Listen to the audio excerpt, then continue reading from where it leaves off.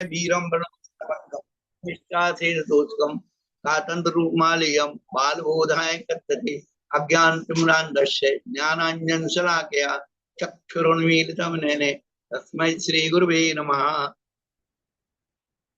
देखो, जो लोग नए जुड़ रहे हैं उनको भी समझ में आना चाहिए, पुराने लोगों को भी। हम इसलिए शुरू से पूरी बात बताते जाते हैं। सिद्धो वर्ण समामनाया, वर्णों का समूह अनादिकाल से प्रसिद्ध किसी ने बनाया नहीं है। अब उन सब वर्णों के समूह में आ से लेके हा तक वर्ण का पूरा समूह है। अब इनमें आदि के जो 14 वर्ण हैं उनकी स्वर संज्ञा रखी। समझ में आ रहा? 14 में से हमने आदि के 10 लिए, उनकी समान संज्ञा रख दी। अब 10 समान में भी हमने आपस में दो दो को बना दिया तो सवर्ण संज्ञा रख दी। इनमें भी रिकाल और लीकार है, इस केवल छोटे छोटे री और ली की, इसकी भी अपवाद नियम है, सवर्ण संज्ञा हो गई।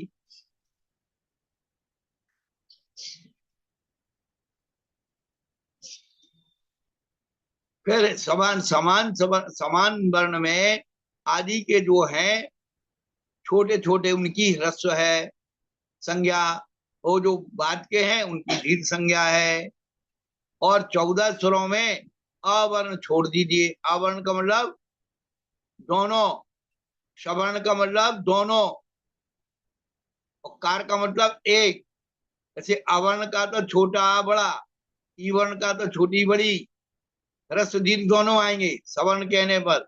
और कार कर दिया तो अकेला, बस ये ध्यान रखना है, आगे भी यही काम आएंगे। और जो 4 स्वर बचे ए आई ओ औ, इनकी संधि अक्षर संज्ञा है, क्योंकि ये दो मिलकर के बने। आपने देखा था ना, ए आ ई, ई वर्ण ए, तो आ और ई मिलकर के ए बन जाता है, ये संयुक्त अक्षर है। आ और ऊ मिलकर के ओ बन जाता है, तो ये संधि अक्षर कहलाते। ए आई ओ औ, इनमें छोटे बड़े नहीं होते हैं, नियम से दीर्घी होते हैं। और कादीनी व्यंजनानी, का से लेके हा तक व्यंजन है। इनमें जो शुरू के व्यंजन हैं उसमें 5 5 के 5 वर्ग हैं। एक वर्ग में 5 अक्षर हैं, ऐसे 5 5 अक्षरों के 5 वर्ग हैं। इन पांचों वर्गों में पहला, दूसरा और सा सा सा, इनकी अघोष नाम दिया है, इनकी अघोष संज्ञा है। और घोष बंतोन्य तीसरा, चौथा, पांचवा, और या रा लावा हा, इनकी घोष संज्ञा है। और पांचों वर्गों के अंतिम जो वर्ण है उनकी अनुनासिक संज्ञा है, अंगा अंगा नानामा, क्योंकि इनके उच्चारण में जब स्वतंत्र उच्चारण करते हैं तो नाक के बल पर इनका उच्चारण होता है।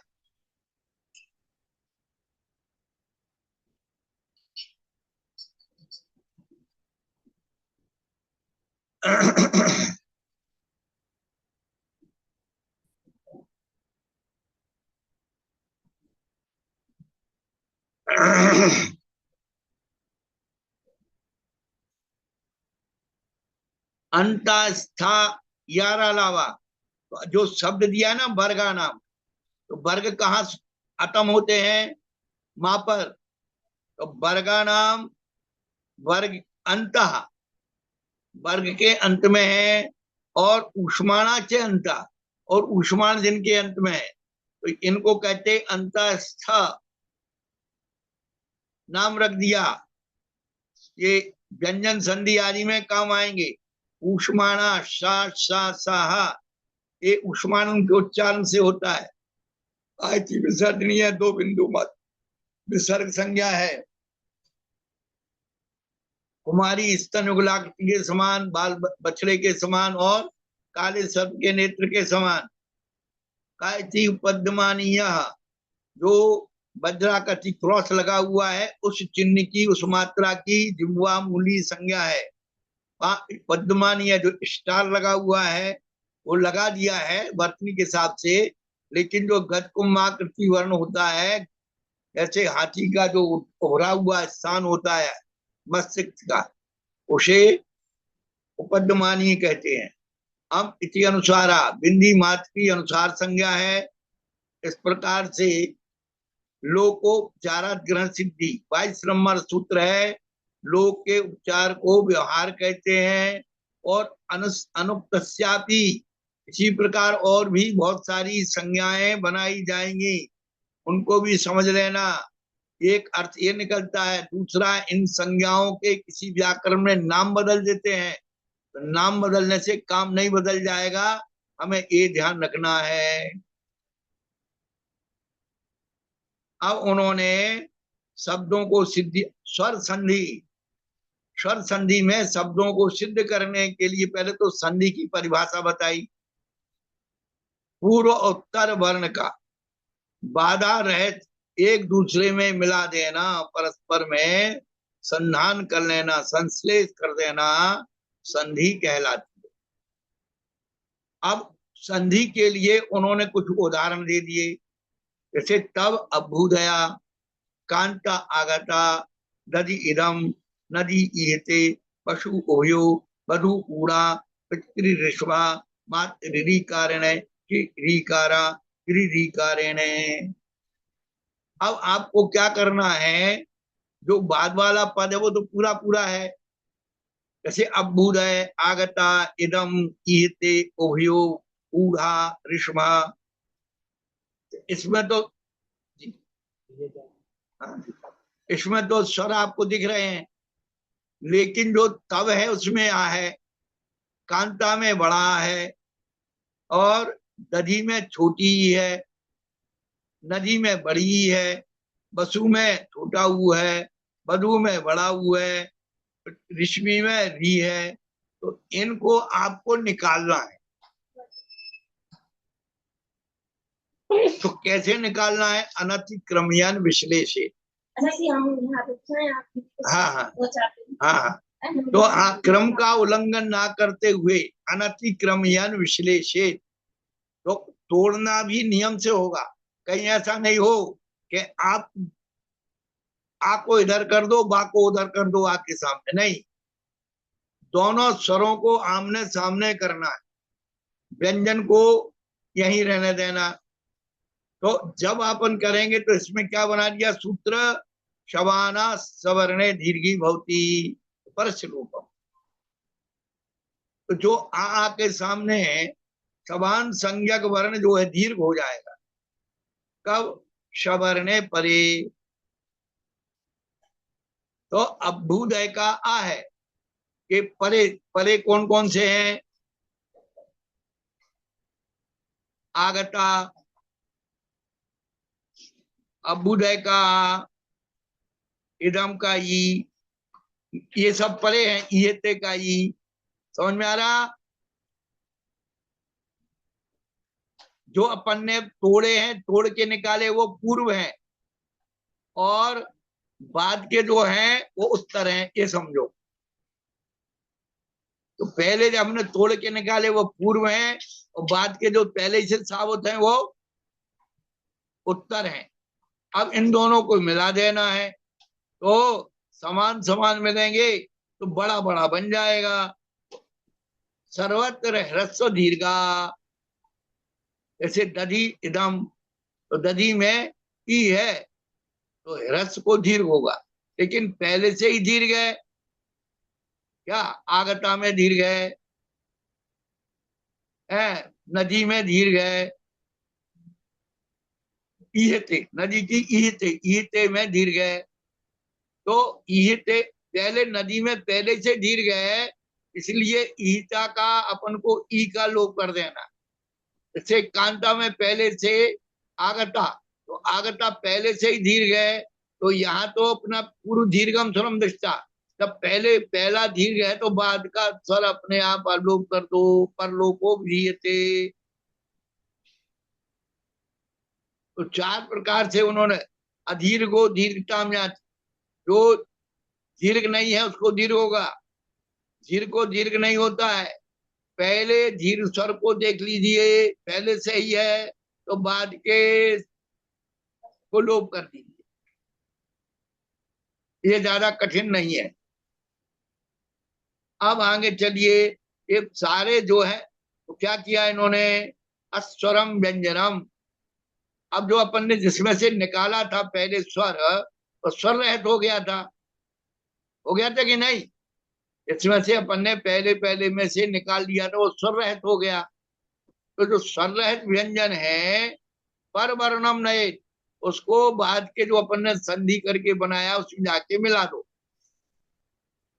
तो ये 23 नंबर का सूत्र और 25 नंबर का सूत्र एक विग्रह करने के लिए, तोड़ने के लिए है, और 24 नंबर का सूत्र मिलाने के लिए। और बीच के जो सूत्र आएंगे वो आदेशात्मक आएंगे कि आपको दो मिला करके तीसरा वर्ण क्या बना है वो बताएं। अब इन्होंने आगे दिया ऋति ऋतो लोकोवा। अब रीरी दोनों आमने सामने है, तो जैसे लिकार लिकार को हमने सवर्ण संज्ञा कर दी थी, ऐसे ही अपवादित नियम का यह री और री के सामने होने पर एक री का लोप विकल्प से हो जाएगा। पहले वाली का नहीं, बाद वाली का लोप होगा, पहली तो ज्यों की तो रहेगी।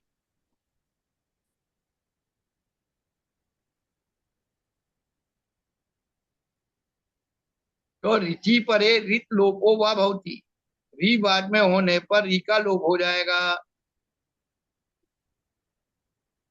तो इसकी पहले वाली री का लोप होगा, तो होत्री कारा बन गया, वो बाद वाली इसमें मिल गई। तो ऋचि परे, री बाद में होने पर पहले ऋत का लोप होगा, वो होगा भी नहीं होगा, विकल्प है, अपवाद सूत्र है। अब अपन को समान समान हो गए थे, समान समान सबके बन गए। अब आसमान में जाना है क्या, तो उन्होंने देव इंद्रा, अब देव तो है अवर्ण, इंद्र है ई वर्ण, उसी प्रकार कांता है अवर्ण, और इदम है ई वर्ण। ये सवर्ण नहीं है, दोनों आप विपरीत हैं। तो क्या करना, ई वर्ण परे, ई वर्ण कहाँ ढूंढना है, इंद्र और इदम में। ई वर्ण बाद में होने पर आवरण कहाँ है, देव के साथ और कांता के साथ है। तो किसको क्या करना है, आवर्ण को ए बना देना है और बाद के वर्ण का लोप कर देना है। जो ई है, ई वर्ण है, उसको लोप करना।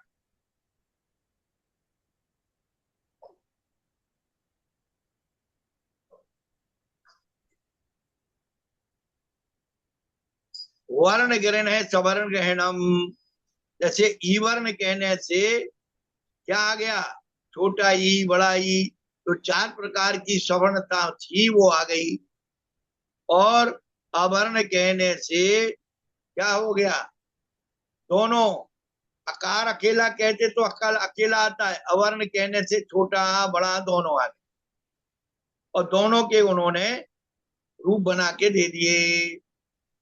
अब इसमें अपवादित नियम है क्या, हल हल ईसा लांगल ईसा।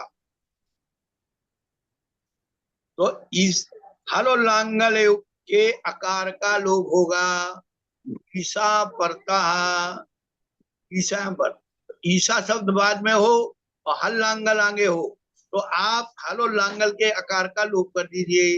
यदि नहीं करेंगे तो क्या बनेगा, आवर्ण इवर्ण बन जाएगा, हलेसा बन जाएगा, लांगलिस। तो वह जो है विपत्ति क्रम में सही नहीं बैठता है, व्याकरण के नियम में सही नहीं बैठता है, इसलिए अपवादित नियम दिए। अब एक शब्द के लिए एक सूत्र और बनाया, मनस ईशा। यदि अपन डायरेक्ट जोड़ देंगे तो मन शीशा बन जाएगा। तो उन्होंने क्या किया, मनस शब्द के जो नामे आ है और शाह, इस सूत्र से उन्होंने मनसा सच, मनस शब्द के अकार और शकार इन दोनों वर्णों का लोप कर, तो मनीषा बन गया, ईसा उसमें जुड़ गया।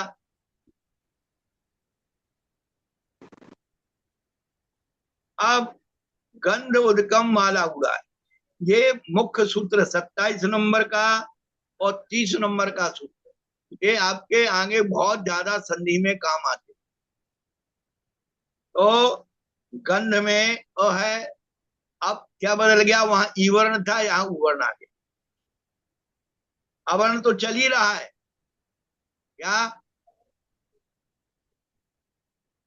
तो उ वर्ण परे, उ वर्ण बाद में होने पर अवर्ण को ओ हो जाता है और बाद के वर्ण का लोप हो जाता है।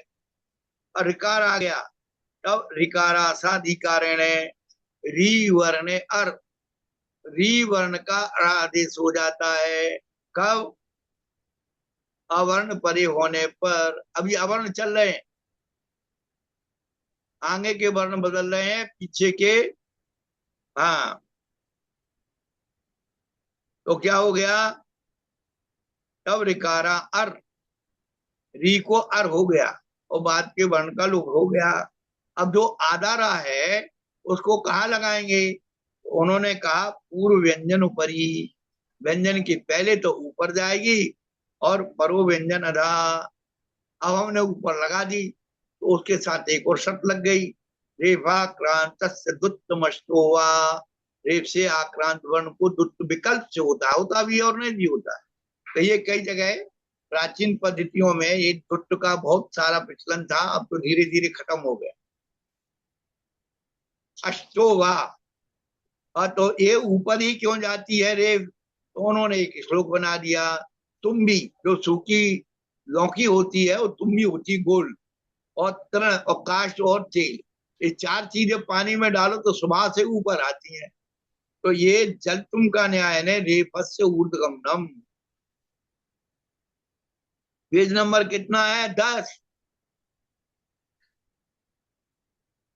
सूत्र नंबर 33 आ रहा है, सीढ़ी दी शादिया। उन्होंने कहा असिट, असिट का विकल्प होता है, तो सिट कौन है, तो सिटी साध्या, शाह सा साहा, इनकी सिट संज्ञा है। ये यदि है तो दुत्त नहीं होगा। शर्करा लिखते ना, शर्करा, हाँ, शर्करा नहीं होगा फिर, ऐसा अपन सुन लो। और भी विशेष नियम है, ऋण ऋणम प्रऋणम वसन वस वत्सत ऋणम कम्मल ऋण दस ऋणम, इन वर्णों ऋण ऋण शब्द के साथ, तो इनके ऋण प्र वसन वत्सतर कम्मल दश, इनके आगे यदि ऋण है तो ऋण के री को, री के अर को आर हो जाता है। तो यहाँ आपको पिछला सूत्र तो लगाना ही है, री वर्ण अर का 31 नंबर सूत्र तो लगेगा ही, परंतु यहाँ पर इस सूत्र को लगा करके अर को आर करना है केवल, और कुछ नहीं करना। ये पर्टिकुलर शब्दों के साथ है। तो ऋणारणम बन गया, प्रारणम बन गया, वसन ऋणम बन, वसनारणम बन गया, वत्सतरणम बन गया, कमलारणम बन गया, दसारणम बन गया। अब कुछ अपवादित नियम है, उनने कहा शीत ऋता, दुख ऋता, तो ऋते च तृतीया समासे, तृतीया समासे अर दीर्घो भवती ऋत परे, तो जिसमें तीसरी विभक्ति का अर्थ निकल रहा है वो तृतीया समास समझ लेना आप। जैसे क्या क्या अपन कहते भैया बड़ा दुख से दुखी है, शीत से दुखी है, तो ये ऋत शब्द दुख अर्थ में आता है, वहां पर तृतीया समास होकर के उसको अर को आर कर देते तो शीतार्ता बन गया, दुखार्ता बन गया। लेकिन जहां पर तृतीया समास नहीं है वहां पर अर ही रहेगा, आर नहीं बनेगा। तो परमश्चा सौरता परमर्ता, परमार्ता नहीं बना, रीवर ने अर बन करके परमर्ता बन गया। अब लीकार का प्रयोग करना है संधि में, रीवर्ण हो गया, अब लीवर्ण चलेगा, तो रीकारा, तब रीकारा सा रीकारेण तिष्ठते, री वर्णे अल, तो ला का अल आदेश हो जाता है। अवर्ण, री वर्ण बाद में होने पर अवर्ण, अवर्ण को अल आदेश हो गया और बाद के वर्ण का लोप हो गया। तब ऐसा सा इंद्री, अब ये स्वरों में ए आई ओ औ ये चार आएंगे, ये ना तो वहां पर समान थे ना सवर्ण थे, ये नियम से दीर्घ थे। तो आपको करना क्या है, एकारे आई, आई कारे च, तो एकारे आई कारे च परे, एकार हो या ऐकार हो, उसके परे अवर्ण को ऐ आदेश हो जाता है और बाद के वर्ण का लोप हो जाता है। तो तवैषा बन गया, तो तब के में से आ निकाला, आ को ऐ आदेश कर दिया और ए का लोप कर दिया।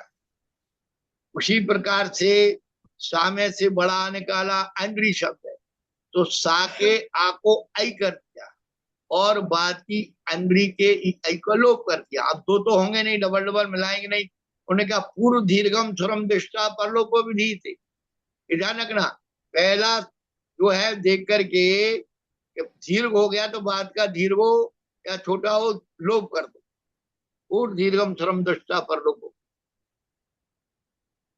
अब इसी में अपवादित नियम दे रहे हैं, क्या स्वाइरम स्वाइरिणी स्वाइरी, तो जो स्वा का आ है उसका लोप हो जाता है। कब, ईर, ईरणी, ईरी, इनके बाद में होने हुए पर्टिकुलर शब्द है, तो ज्यादा कुछ नहीं करना, स्वा के आकार को लोप कर दीजिए और वो मिला दीजिए। यदि नहीं मिलाएंगे तो क्या संधि करेंगे तो उल्टा हो जाएगा, शेरम बन जाएगा, शैरिणी बन जाएगा, शायरी बनेगा, तो नहीं, वो अर्थ का अनर्थ हो जाएगा। इसलिए आके आकार को लोप करके आके आकार को आई कर दिया, सॉरी मैं भूल गया, सच्चे सच्चे रे रेणे ऋषु, श्वा के आकार को आई आदेश डायरेक्ट कर दिया।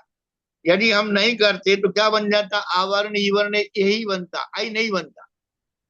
तो आ को आई बनाने के लिए सूत्र आया है, क्या, श्वा के आकार को आई बनाने के लिए।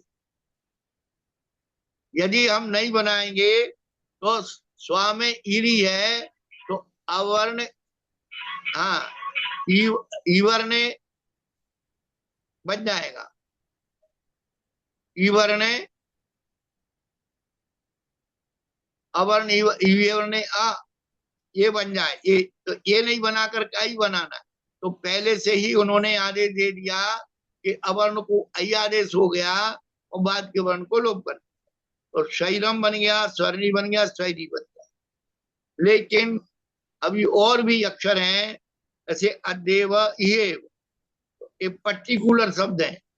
एव चावी योगे नित्यम, अनियोगे अवर्ण नित्यम लोको भवती, एव चे परे,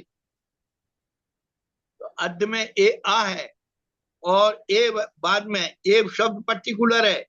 जैसे ईसा शब्द था, ऐसे यहाँ पर एव शब्द पर्टिकुलर है।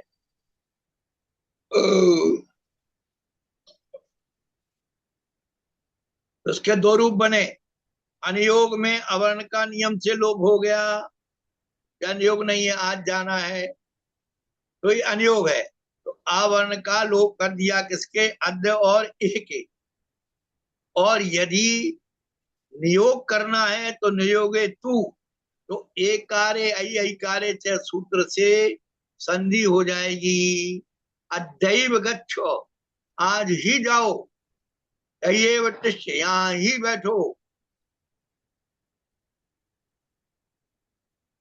अब ए और आई के दोनों के हो गए, अब ओ और औ इनकी संधि आ रही है, टव ओदनम शा औपगवी, औकारे औ औकारे, ओकारे औ औकारे थे। तो इसमें इन्होंने कहा ओकार हो या औकार हो, इनके परे होने पर आ वर्ण को औ आदेश होगा, बाद के वर्ण का लोप हो जाएगा।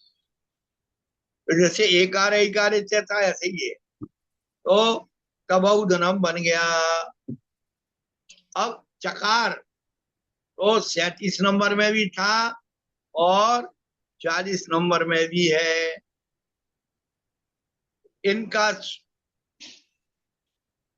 चकार अधिकारा उपसर्ग अवर्ण लोपो धातु रे तो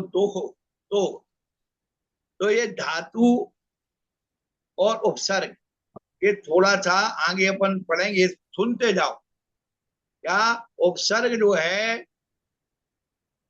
पहले हो और धातु रूप बाद में हो और इनकी संधि हो तो ए आई ओ औ इन चारों के साथ नियम लग रहा है, आप सब जगह मत लगा लेना।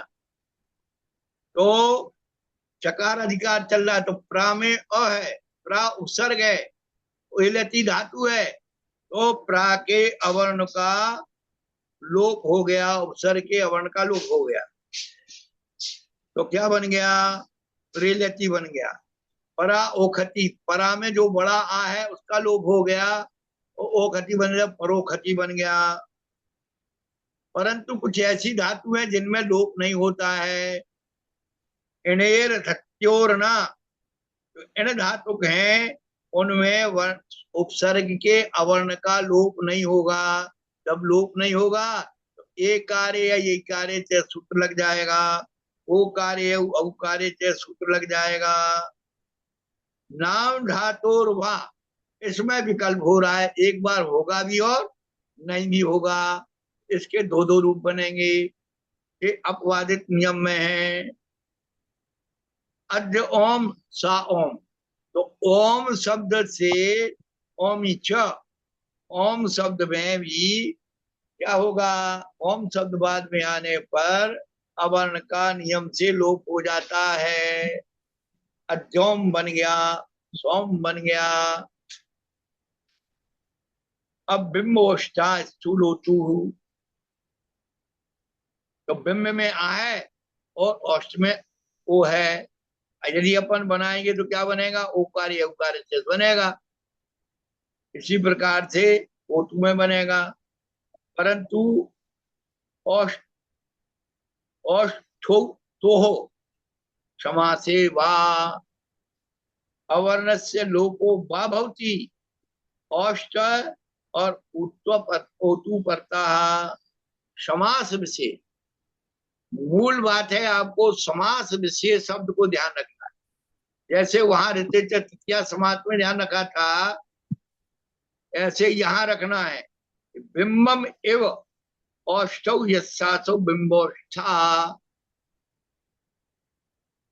दो या दो से अधिक पदों को मिलाकर के समास होता है। समास में विभक्ति का लोप हो जाता है, फिर उसके संधि करके फिर उसके रूप चलाए जाते। ये बाद में आपका जब विषय आएगा तब बताएगा।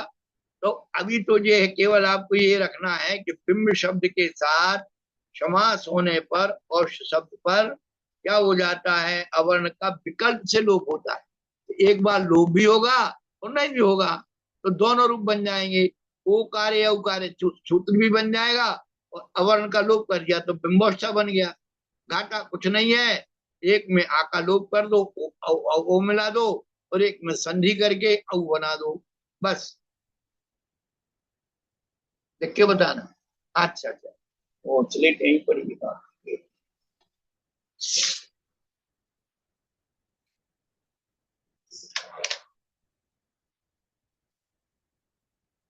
आपको मूल शब्द पर ध्यान देना है। क्या? समास।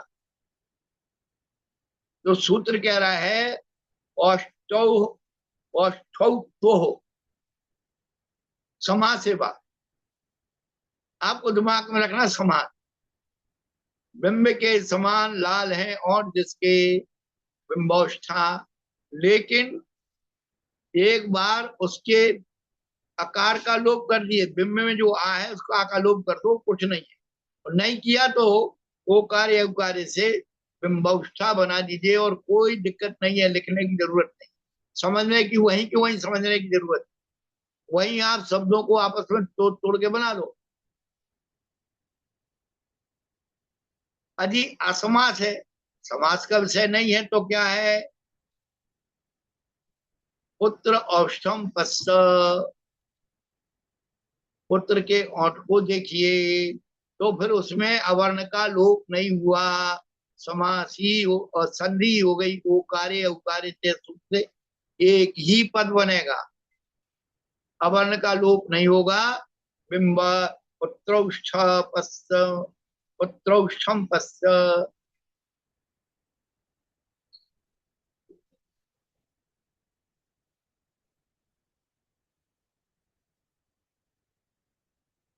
अद्यौतम पश्च, इसमें समास नहीं है। अब अक्षर ऊहिनी शब्द आया, तो अक्षस्य ऊहिन्याम, अक्षस के आकार को औ आदेश हो जाता है ऊहिनी शब्द पर से। यदि अपन ने नहीं करेंगे तो क्या बनेगा? ऊ वर्ण वो बन जाएगा, अक्षोणी बन जाएगा, नहीं अक्षौणी औ बनाना है, तो अवर्ण का औ आदेश हो गया और बाद के ऊहिनी के ऊ का लोप हो गया, तो वह अक्षोणी। अच्छा, ना को ना बनाने वाला आगे सूत्र है, उसमें बहुत सारे नियम दिए हैं, वो बता देंगे आपको, आगे आएगा। अब इसी के साथ अक्षौहिणी सोना सेना का नाम है। कल हमारी मधुबाला बहन जी ने आप सबको बता दिया था कि एक सेना में कितने कितने आ, रथ होते हैं, हाथी होते हैं, घोड़े होते हैं, पदाती होते हैं। ये चार वैसे चतुरंग सेना कहलाती है, और भी उनमें भेद प्रभेद हो जाते हैं। तो अब आगे स्त्री एक और दे रहे हैं, बात नहीं है। प्रस्योद्योश्च,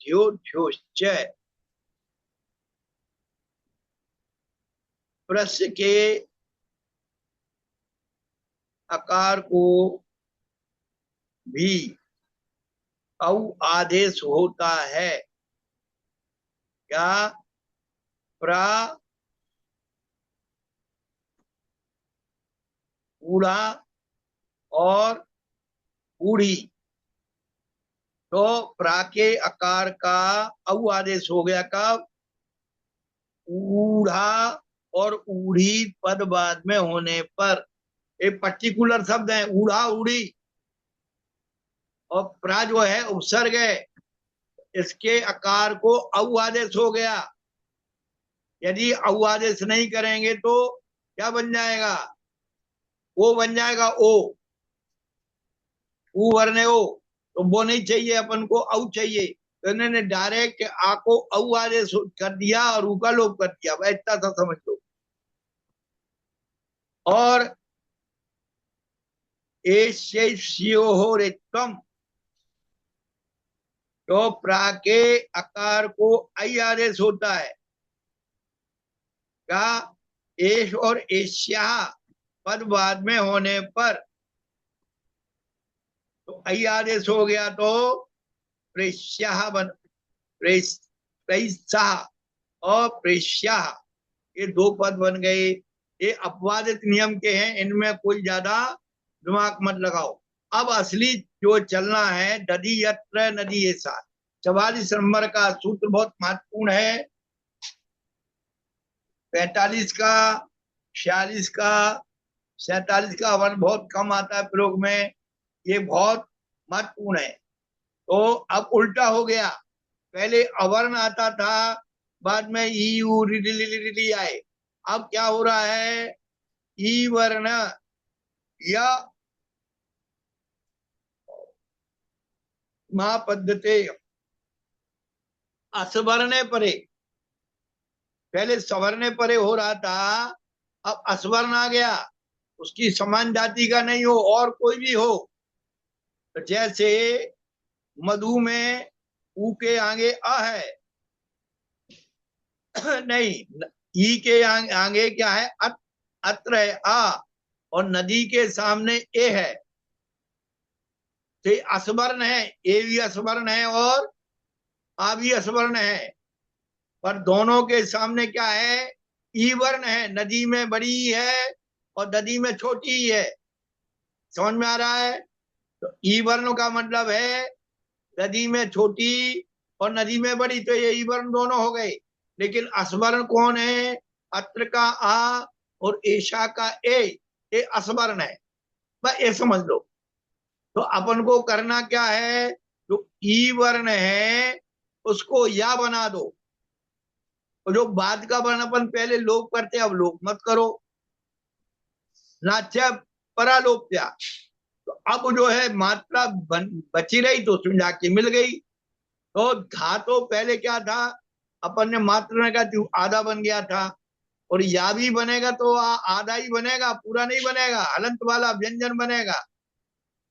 तब उसमें जाकर के अत्र का आ मिल जाएगा तो या पूरा हो जाएगा। धा अधिक मध्वत्र बन गया। इसी प्रकार से नदी में से क्या बन गया, ई का या बन गया, और बाद के वर्ण का लोप नहीं हुआ तो नदेशा बन गया। अब बधु अत्र है, बधु आसनम।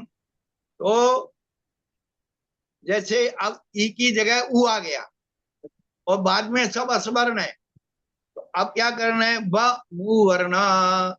आपको कुछ नहीं करना है, ऊ को वा बना देना है, वजन का वा, और बाद के वर्ण को लोप नहीं करना है। तो क्या बन गया, मध मध्वत्र बन गया, बर्वासनम बन गया, मध्वत्र बध्वासनम। अब री वर्ण आ गया, री पितृअर्था मातृअर्था। तो री वर्ण, री वर्णो रम पद्धति अस्वर्णे परे न च परुलोप्या। री वर्ण को रा कर दिया और बाद के वर्ण को लोप नहीं किया, तो पितरथा बन गया, मातृथा बन गया। लृ अनुबंधा, लृ आकृति, लम लृ वर्ण। तो लृ को ला आदेश कर दिया तो लनुबंधा लाकृति बन गया। ये अपवाद सूत्र है, इसमें ज्यादा काम नहीं आता, लेकिन मेन सूत्र आपके 44, 45 और 46, ये सूत्र ज्यादा काम आते हैं। अब आगे चल करके अपन ने एक कार्य ऐ कार्य से बनाया था, अब उल्टा हो रहा है। क्या करना है कि जैसे ने अनम, तो ना ने में ए है और अनम में क्या है, असवर्ण है। अब ये दोनों आमने सामने आ गए, तो ए को उन्होंने ना के ए को अय आदेश कर दिया। ए कारो अय भवती, कब असवर्णे परे। जो परे माने बाद के जो असवर्ण है उनको अपन को अब बताने की जरूरत नहीं है, बार बार बताने की जरूरत नहीं है। तो उसको पहले के ए को अय आदेश हो गया और बाद के वर्ण का लोप नहीं हुआ। अब मिला दो, तो अय आदेश हो गया तो ना हलंत था, तो उसमें अय का आ मिल गया, और या बचा तो उसमें क्या मिल गया, अनम का आ मिल गया, तो नयनम बन गया।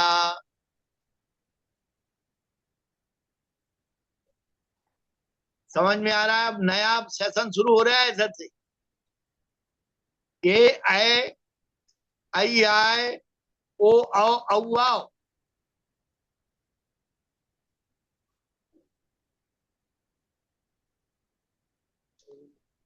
तो ए को आई बनेगा, आई को आय बनेगा, ओ को औ बनेगा, औ को आ बनेगा, और बाद के वर्ण का लोप नहीं होगा। तो आपको मूल पद में से ए आई ओ औ ये निकालना है, और इनको आय आय औ आ बना देना है। तो चारों सूत्र आपके बिल्कुल फिट बैठ जाएंगे। अलग से बताने की जरूरत नहीं है। तो ए को आय, अच्छा जैसे नय का, तो आई को आय कर दिया, नायका बन गया। चय का चाय का बन गया, आई आय करके। अब लो अनम, ओ अनम, तो ओ को अव अव आदेश हो गया, तो लवनम पवनम बन गया। लव का पव का क्या बन गया, लाव का पाव का बन गया। अब इनके अपवादित नियम बनाएंगे। अब इनके चारों के कुछ अपवादित नियम बना करके पर्टिकुलर शब्दों के साथ जोड़ेंगे। जैसे उन्होंने कहा गो अजनम, अब गा में ओ भी है और गो शब्द अपना पर्टिकुलर भी है। गो में दो पद हैं, एक तो गो पूरा अपना पद है और गो में ओ भी मिला हुआ है। अब इसके तीन रूप बनेंगे। अब कैसे बनेंगे वो आपको अभी बताया जाएगा।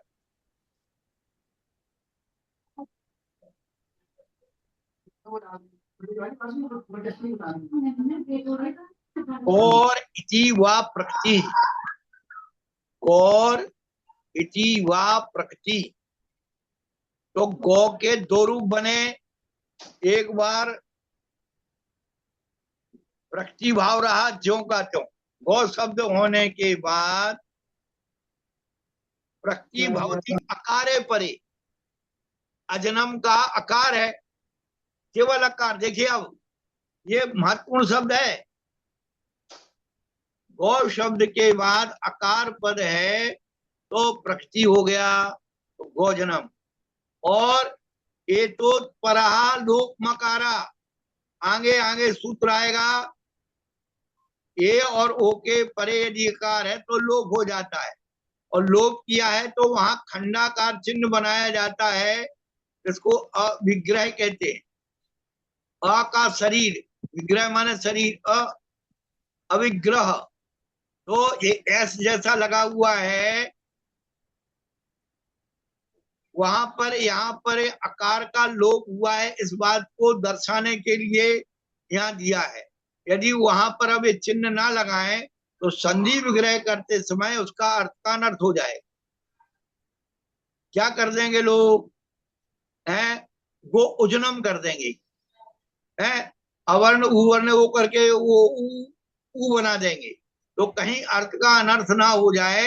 इसलिए हमारे ऋषि मुनियों ने बाल बोधों को समझाने के लिए वहां पर इसे खंडाकार चिन्ह भी कहते हैं और अविग्रह भी कहते हैं।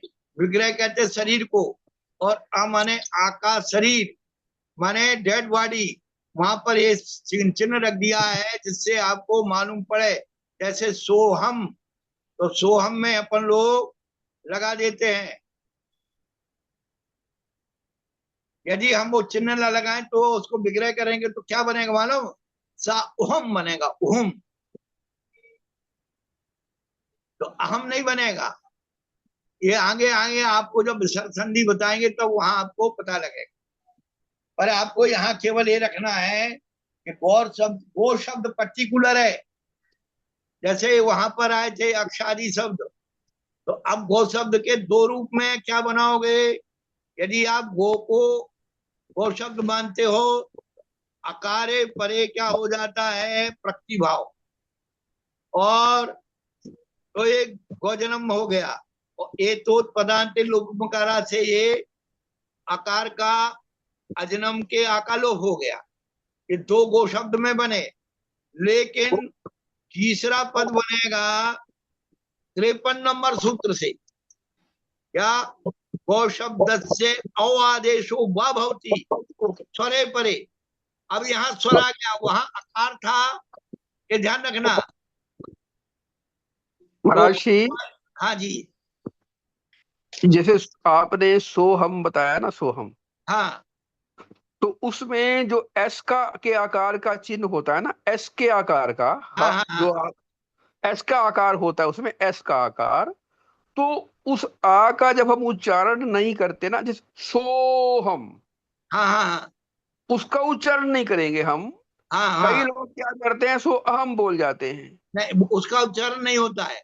उसका उच्चारण नहीं होता उसको। हाँ, एक तरीका है, उसको ऊंचा खींचा जाता है। उससे पहले जो शब्द होता है, जैसे सो शब्द है, तो आगे आने वाले स्वर की रक्षा के लिए, आ की रक्षा के लिए कहो, जैसे आपने भी बताया, उसको ऊंचा खींचा जाता है, सोहम। ये सो अपवादित नियम है, प्लुत नहीं हाँ, बनाना है उसको। सोहम। हाँ, हाँ। अब कई लोग बोलते हैं सिर्फ सोहम नहीं, वैसे दिखना चाहिए सोहम, थोड़ा सा ऊंचा खींचना है, थोड़ा सा ऊंचा खींचना है।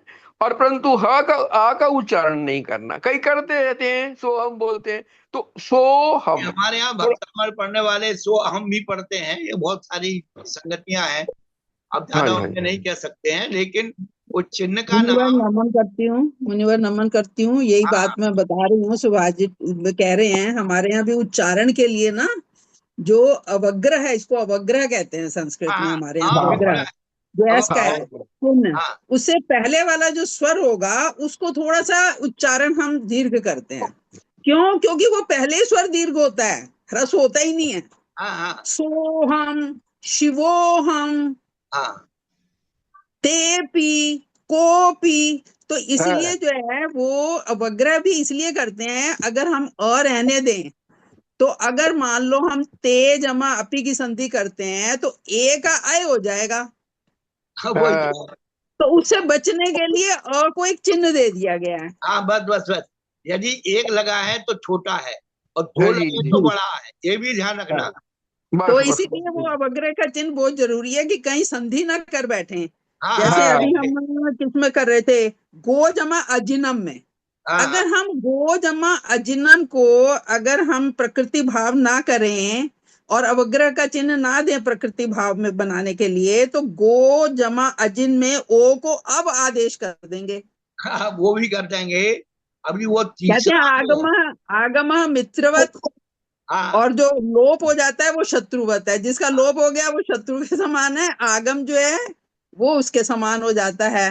व्याकरण तो में। इसलिए व्याकरण में, तो ये लोप जो हो गया है, लोप नहीं हुआ, अवग्रह का जो अ है वो इसीलिए रखा गया है कि ओ के स्थान पर अब जब करना होता है तो वो हम कहीं कर ना बैठे, क्योंकि ये हाँ, शब्द ऐसे ही प्रचलित है। हाँ, गोजिनम, और उसके गोजिनम। उसके अजिन जो। कहते हैं खाल को, जो हाँ चमड़ी होती है ना गाय हाँ की, गाय की खाल को कहते हैं अजिन। हाँ, तो तो इसलिए है। और इसके। विकल्प भी है, विकल्प भी है तो गवाजिनम भी बनेगा। हाँ, नहीं वो एक इसलिए बार कहते हैं। प्रकृति भाव। हाँ, जी, एक तीन तीन रूप बने बहन जी। एक जी, जगह प्रतिभाव है, दूसरी जगह उनका आकार का लोप करके गोजनम बना दिया। भवती अकारे परे। एक हाँ, प्रतिभाव का होगा अकारे परे होने पर। सारे परे। जी, और जी, वहां पर गौ शब्द के आ का जो है आ है, उसको औ आदेश होगा जब, कब होगा? स्वरे परे। देखिए, जी। अकार और स्वर दो का अंतर है। वो शब्द दो जगह बन रहा है, एक तो अकारे परे बन रहा है, और विकल्प है दूसरे गुरु स्वरे जी। पर बन रहा है। गुरु जी इसमें सूत्र में ही वाह शब्द दिया हुआ है, हाँ भवती हाँ और अभवती। हाँ, होता भी है और नहीं भी होता। अब हाँ तो अगर संधि हो गई तो गवाजिनम बन गया, और नहीं हुआ तो गोजिनम बन गया। हाँ। अब नहीं, ये अब बनता है। एक आवाज स्वरे।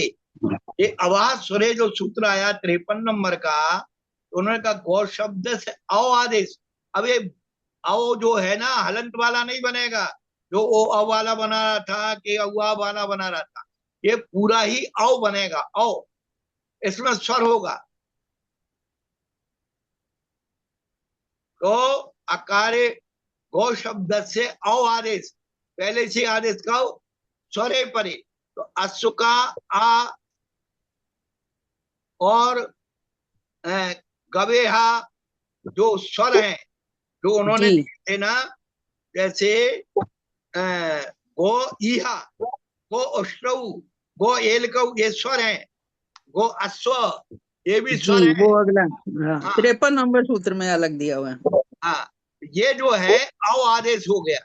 तो हाँ जी, अव हलंत नहीं है, वो अव वाला नहीं है, वह पूरा हाँ, है। तो इसमें पूरा है। सवाना सवर्ण दीर्घ वाव की एक सूत्र और लगेगा। दीर्घ वाला और लग जाएगा। हाँ, और भी सूत्र लग जाएंगे दूसरे शब्दों में। तो गवात्सो बनेगा, और हम लोप हो महाराज गया जी तो को गौसो बनेगा। और उल्टा अगर हम महाराज जी को छेड़ते रहते हैं बीच में। महाराज जी के पास तो भंडार है और संकोच करते जाते हैं, हम इनको बीच में छेड़ते रहते हैं। नहीं नहीं, तो अच्छा है। ऐसा है महाराज जी, अलग हम सबसे रहते हैं। आपके बारे में अगर कहा जाए, अलग हम सबसे रहते हैं, मिसाले तारे तंबूरा, जरा छेड़ो तो मिलते हैं, मिला ले जिसका दिल चाहे। क्या तो बात है, क्या आपको जब छेड़ते हैं ना, तो इसलिए आपके मुखार बिंद से हमें और अधिक सुनने को प्राप्त हो जाता है। जैसे अब आपके जो पास है एक स्थिति में और देखो, अधिक गो मिलता अश्वौ, तो गो है। हाँ। जी। अश्वौ में 3 रूप बनेंगे। हम्म। अकार्य परे होने के कारण क्या होगा, प्रतिभाव हो जाएगा। प्रकृति भाव हो और जाए, ठीक है। स्वर होने के कारण उसको अवादेश हो जाएगा। और जी जी। हाँ, एक तो सूत्र में स्वरालोपकार के कारण इसका आकार का अवश्य। लोप हो जाएगा। तो जी गो जी। अश्वौ के 3 रूप बनेंगे। लेकिन जो गो इहा और गो अष्टौ गोयल कौ, ये स्वर है, अवर्ण नहीं है, आकार नहीं है। तो इनके जो है संधि अव आदेश होगा। अव आदेश होकर के वह पूरा होगा आ मिला हुआ, और इनके हिसाब से पूरी संधि हो जाएगी। जैसे गो इहा, कबेहा, अवर्ण इवर्ण ए बन जाएगा। और गबीहा, अव बनाएंगे ओ अव करके तो गबीहा बन जाएगा। ठीक बात। तो इनके 2 रूप बनेंगे, अव आदेश करेंगे और स्वर ओ खड़े अव होने आदेश पर। भी होगा। बिल्कुल सही है। ये यहाँ पर 50 नंबर सूत्र लगेगा। और जो संधि वाले सूत्र हैं, ईवर्णे उवर्णे ये वाले सूत्र भी लगेंगे। अव आदेश करेंगे तो स्वर संधि वाले पहले सूत्र लगेंगे, जी। और अव आदेश कर दिया तो डायरेक्ट मिला दिया। जी। अब ऐसे कुछ पद हैं, जैसे गो अक्षा गो इंद्रा, तो कहते हैं अक्ष इंद्रियोर नित्यम। अक्ष और इंद्री पद गो शब्द के नियम से आकार को अव आदेश होता है। अक्ष इंद्री बाद में होने पर तो गवाक्षा बनेगा, गवेंद्रा बनेगा, सवाना उन्हीं सवन से। दीर्घ जी। भवती। और अब हाँ, अवर्ण ईवर्ण जी, ये नित्य आदेश है, नित्य आदेश है। ये होगा ही होगा, इसमें कोई अक्ष और विकल्प इंद्री नहीं है। शब्द के इसका लोप नहीं होगा। जी। और वो वो भी नहीं बनेंगे। इसमें 50 नंबर का सूत्र है, नहीं लगेगा।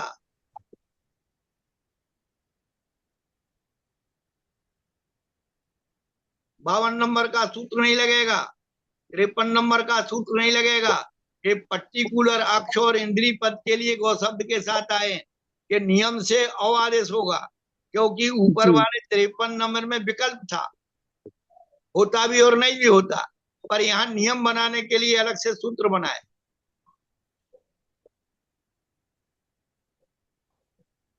अब आज की कक्षा आपका समय हो गया है। अब कल बिल्कुल ये और नया एक विषय आएगा।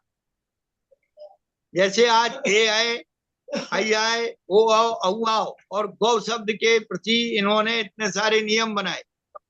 अब आगे बहुत सारे शब्दों के द्वारा अपन नई व्युत्पत्तियां पढ़ेंगे। किसी को मुनि पर मेरे मन में आ रहा था, कभी हम लोप कर रहे हैं, कभी हम आगम कर रहे हैं, कहीं ई को यह आदेश कर रहे हैं, अब आदेश कर रहे हैं। तो ये एक तरह से कई जगह वर्ण विकार भी हो जाता है, अलग ही हो जाता है वर्ण, ई की जगह यह वर्ण हो गया। तो ये सब क्या है? ये ये एक तरह से हम बिना प्रयोजन के तो नहीं कर रहे कुछ भी। ये लोप भी कर रहे हैं, आगम भी कर रहे हैं, क्योंकि प्रयोजन जो है, प्रयोजनम अनुद्देश्य मंदो अपनी न प्रवर्तते। कहते हाँ, हैं बिना प्रयोजन के तो मूर्ख भी आगे प्रवृत्त नहीं होता। तो हमारा प्रयोजन क्या था कि हम वेदों की रक्षा कर सकें। बहुत बढ़िया। महाभाष्य में आता है रक्षो वागम लघु संदेहा शब्द प्रयोजनम, की सुरक्षा कई के लिए। प्रयोजन बताए हैं, उसमें सबसे पहला प्रयोजन है रक्षा। हाँ अब रक्षा हम कैसे कर सकते हैं? स्वरों का ध्यान रख करके, लोप आगम वर्ण विकार तो ही सम्यक वेगान परिपालिष्यति, हाँ वेदान प्रतिपालिष्यति। अगर अच्छी तरह से वेदों की परिपालना करनी, क्योंकि वेद हमारे सबसे प्रथम ग्रंथ रहे हैं, प्राचीन सबसे प्रथम, तो उसमें लोभ करना, आगम करना, वर्ण का विकार, इससे हम अच्छी प्रकार से वेद की रक्षा कर पाएंगे, क्योंकि हमें व्याकरण की शुद्ध करना आ जाएगा।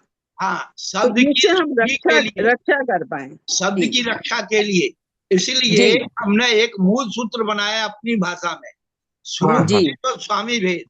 क्या? जी स्वरूप भेद और स्वामी भेद। यदि आप उसका स्वरूप समझते हो और उसका स्वामी समझते हो तो आप उसकी सिद्धि कर सकते हो। यदि स्वरूप कुछ बता रहे और स्वामी कुछ बता रहे तो दोनों का ही नाश हो जाएगा, स्वरूप का भी और नाश हो अर्थ जाएगा का और ना स्वामी का भी नाश जी। हो जाएगा।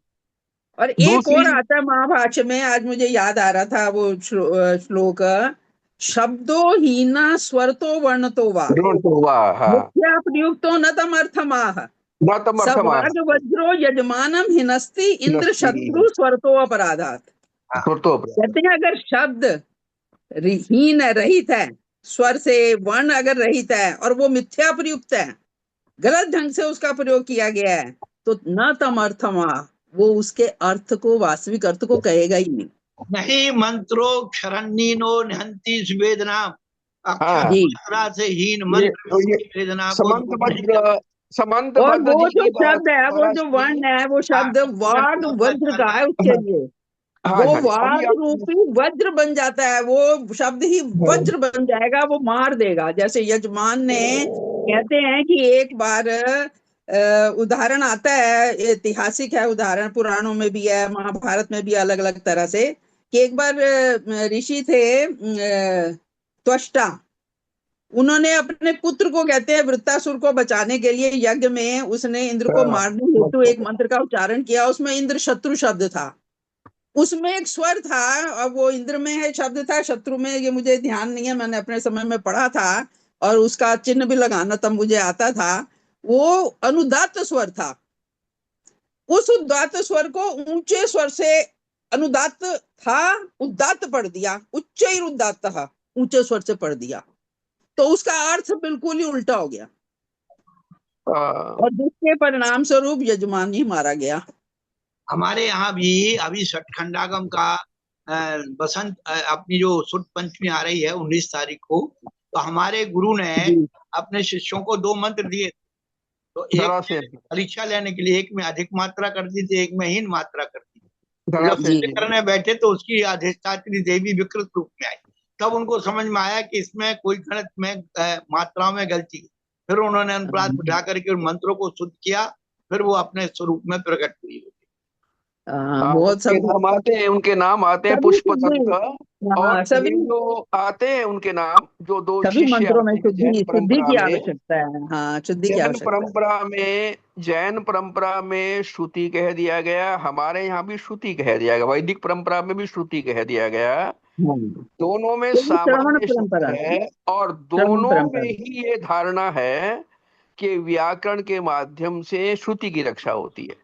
क्यों हाँ दोनों की ये धारणा है? कारण उसका ये है कि जो समंत भद्र जी की बात अभी महाराज जी बता रहे थे, अभी बात महाराज जी के मुखारविंद से, क्यों महाराज जी समंत भद्र की बात बता रहे थे ना? हाँ, संबंध भद्र रत्न हाँ, साक्षाचार में। वो बता रहे थे कि एक शब्द भी अगर गलत उच्चारित हो जाए या ना हो, कई बार मंत्रोक्षरण्यनो निहंति विश्वेदना।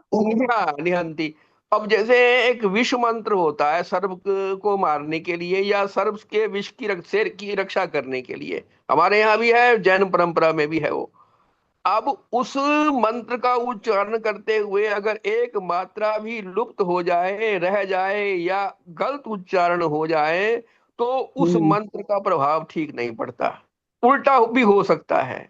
तो उसी प्रकार से जब तक ये, क्योंकि 6 अंग हमारे यहाँ इसलिए तो बनाए गए, हमारे यहाँ वेद को समझने के लिए 6 अंग, शिक्षा, कल्प, व्याकरण, निरुक्त, छंद, ज्योतिष, ये 6 अंग बनाए गए। ये अब ये बांग्मय है, बांग्मय बहुत बढ़िया। हाँ, हाँ, उनका ये यही वेदांत प्रयोग। कहलाते हैं ना। बिना वेदों के अंगों को पढ़े आप वैदिक मंत्रों के ना तो अर्थ कर सकते हो, ना शब्दों का हाँ सही उच्चारण कर सकते हो। हाँ, हाँ, ना जैसे उसका षडांग किन मंत्रों में, किन यज्ञों में उपयोग करना है वो कर करना सकते है। हो।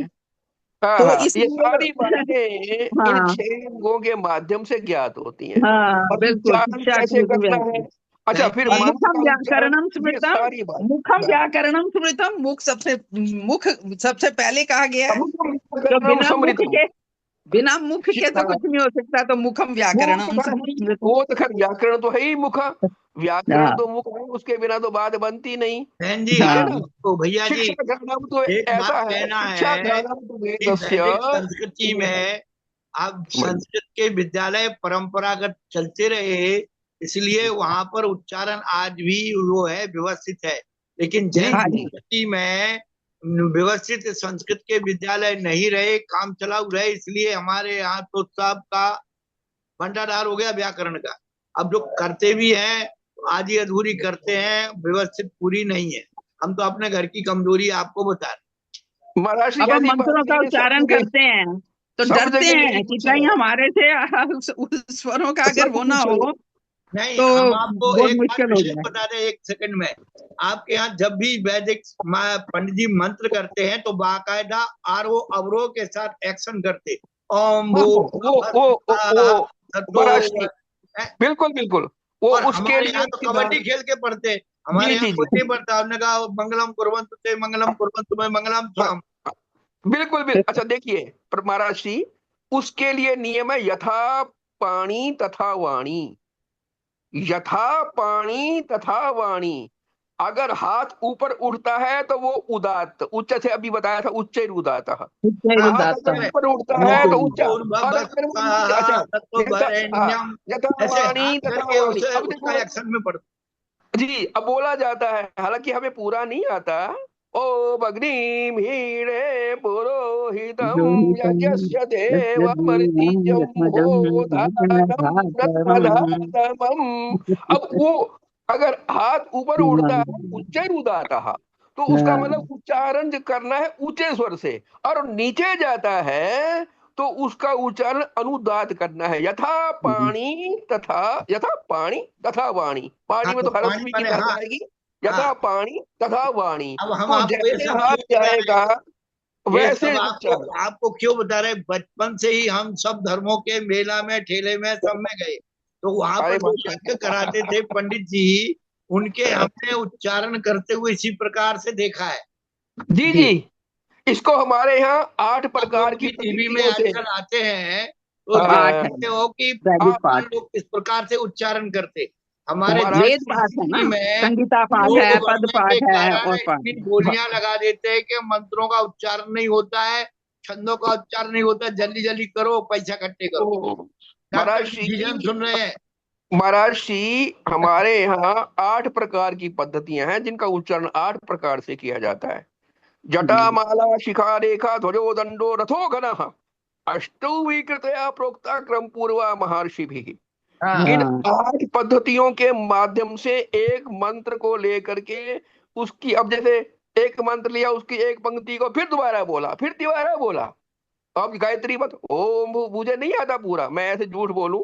मुझे इतना पता है कि ये 8 प्रकार की पद्धतियां होती हैं, थोड़ा हाँ, पद संकेत ये पाठ है। है, जटा पाठ है, घन पाठ हाँ, है, वो अब कितने सारे पाठ उसको हैं। ना, हाँ जैसे जटा हिलती है ना, हाँ जैसे जटा हिलती है तो मंत्र के अंदर भी हिला, बोलने वाला भी और मंत्र भी मानो हिलने सा लग जाता है। अब उसमें जटा माला शिखा रेखा ध्वजो दंडो रथो घनः अष्टौ हाँ विकृतया प्रोक्ता क्रम पूर्वा महर्षि भी। हाँ, हाँ। अब उसके अंतर्गत जटा वाला घटा वाला, अब क्या है, अब जैसे ओम ओम ओम ओम बार बार करना। हाँ, ओम नहीं, ये ओम पद्धतियां ओम, हैं, ये ये अब, जानकारी हाँ, होना चाहिए ओम मंत्र शब्द के ओम बारे में। ओम ये भूर्भुवः बहुत बहुत भूर्भुवः बहुत भूर्भुवः कठिन, इनका भूर्भुवः अभ्यास करना स्वः बहुत बहुत स्वः। कठिन है। नहीं नहीं, ये ये तरीका। उस मंत्र को भावित करते हैं।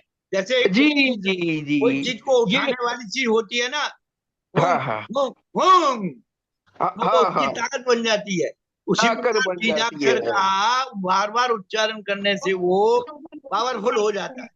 ऐसी जी मंत्र भावना की नहीं शक्ति आनी का चाहिए। प्रभाव महाराज जी, ऐसी मंत्र शक्ति का प्रभाव अब भी दक्षिण भारत के अंदर अगर आप जाएंगे, वहां अब भी ये पद्धति विद्यमान है हाँ, दक्षिण हमारे भारत में। यहाँ 2 बार जा और करके क्या आए।